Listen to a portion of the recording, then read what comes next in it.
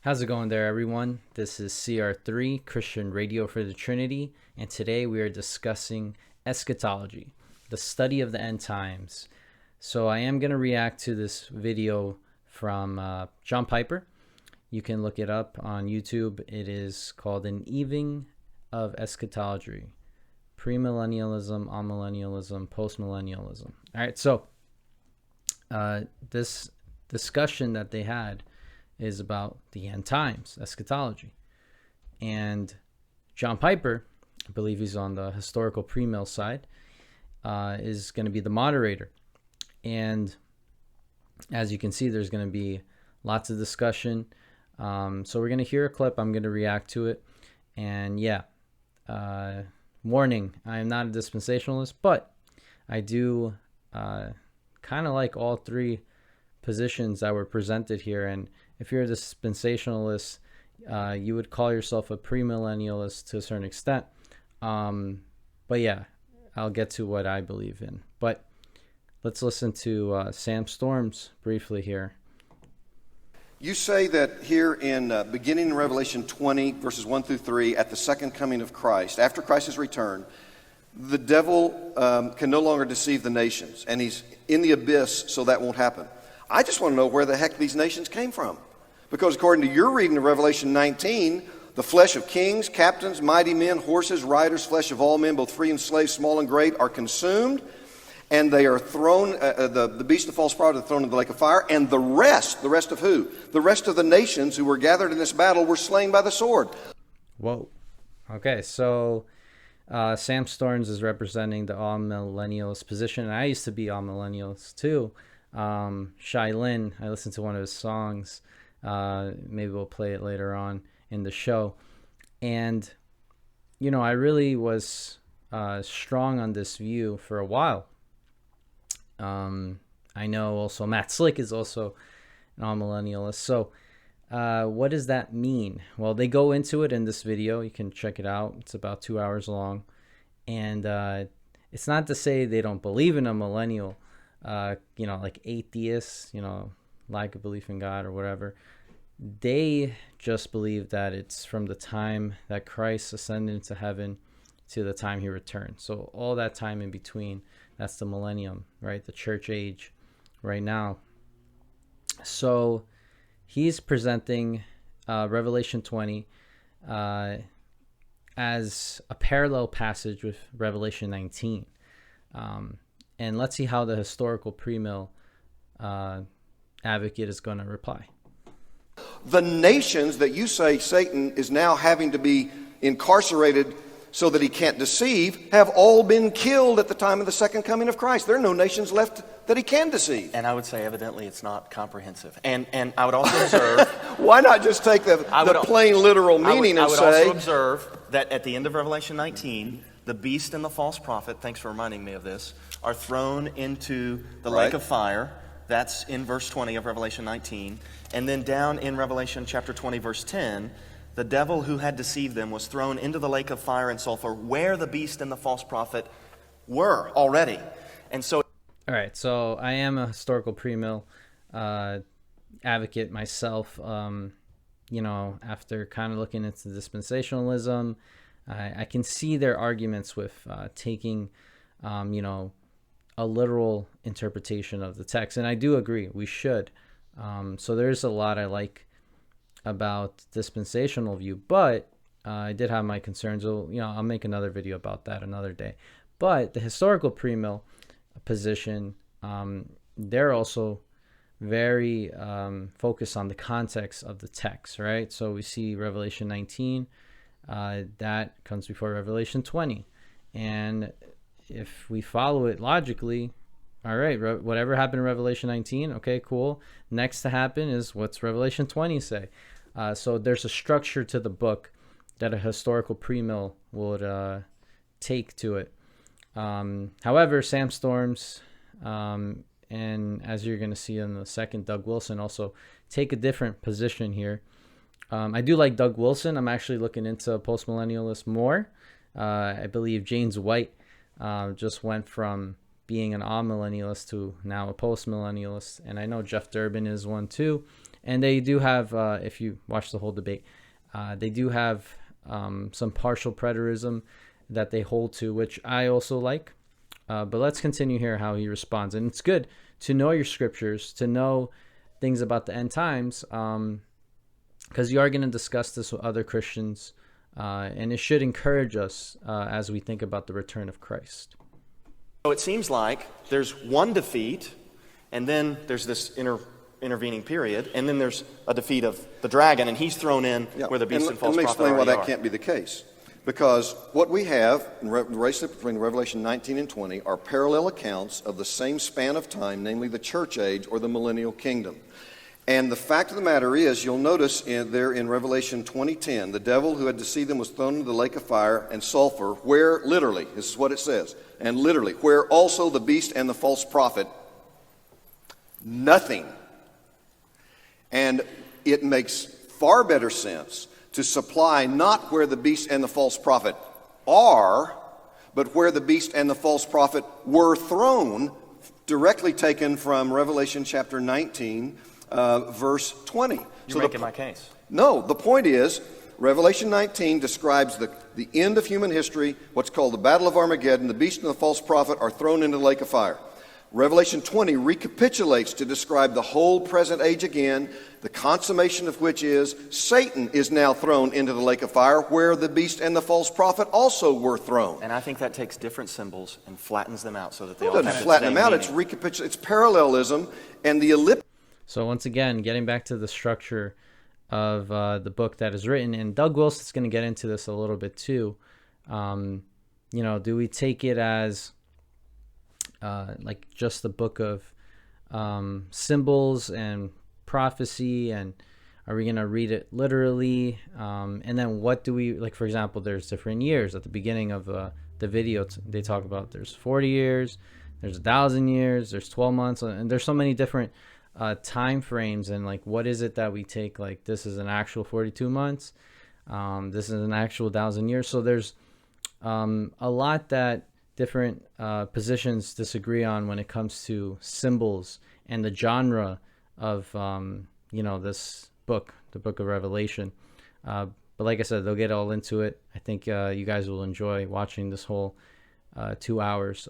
We're just gonna look at a couple minutes here. Ellipsis here that does not supply a verb is far better supplied from 1920 than it is just saying where they are. Like tag one other thing on this, and this is from within the text that you went through. When you're done, I'm going to do some summing. All right. In Revelation 20, I believe, Jim, the difficulty that I have with what you're saying is that you have a very specific binding of Satan, a very specific 1,000 years. John has that. But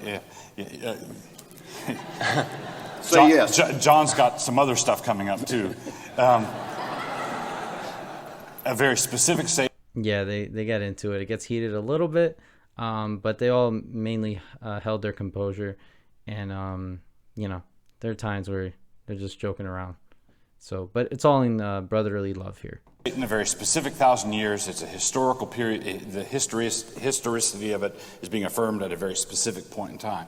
But then, in order to populate this very specific millennium, you appeal to a generic martyrs, martyred by a generic beast throughout all. Well, we read about it in Revelation 13. The beast that we have in Revelation, this goes back to what I said at the beginning of the book. These things are soon to happen. It's right on top of you. So his partial preterism comes out. He does mention 70 AD in his opening statement. And he does believe that the beast that it's referring to here is Nero. He's going to have to take the unlikely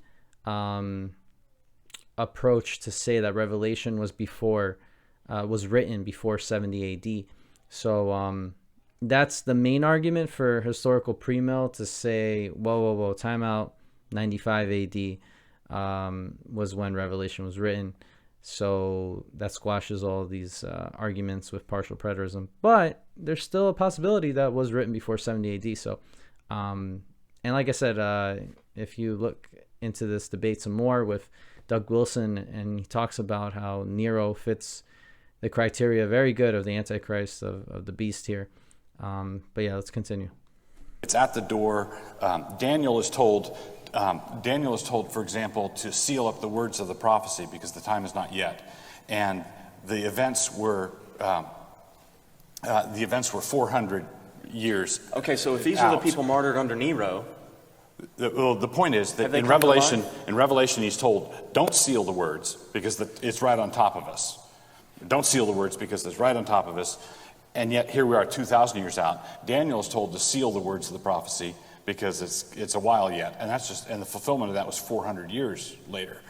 I take the book of Revelation as right on top of the first century church. It's at hand, it's near, it's now. And so just a reminder, partial preterism is okay. Full preterism is heresy, right? Or preterism, however you want to pronounce it. The point is, what he's arguing for is something biblical, okay? It is not heresy, but full preterism would say that everything was fulfilled, Christ already came back, we're in the new heavens and the new earth, and there's no future bodily return of Christ. So that is heresy. We deny that. And what Doug Wilson believes, post-millennialist, pretty interesting how Christians are supposed to usher the kingdom, right? So we are to Christianize the world in a sense. How does that look? Well, preaching the gospel. And you'll see, he'll talk a little bit more about it, but it's really interesting because I like the way it impacts your ministry. It's not a very pessimistic view. It's optimistic. It's saying, God has given authority for us to preach the gospel here on the earth and, to make disciples. And if it's not for Christ, Christ is the King of Kings right now. Where does he reign? He reigns in heaven. So there's this argument about, is he going to be on the literal throne of David, or is that a spiritual text? And you get into this whole debate with historical premills against the postmills with just, are we going to take the Bible literally as it says, or are we going to, try to spiritualize a text, with allegories, and there's a huge debate on that. So let's continue here. We're almost done with this video. And it was immediate. Nero, the beast, the persecuting beast, all of this was alive for the recipients of the letter. So when John says, here, the number of the beast is this, and he says, this is for the guy who has wisdom. John knows who it is, right? John knows who it is, and he expects some sharp sophomore in college to be up late that night figuring it out. Okay, let him who has wisdom figure this out. John knows who it is. He expects some of his first century. It's interesting with the number. There is a textual variant, and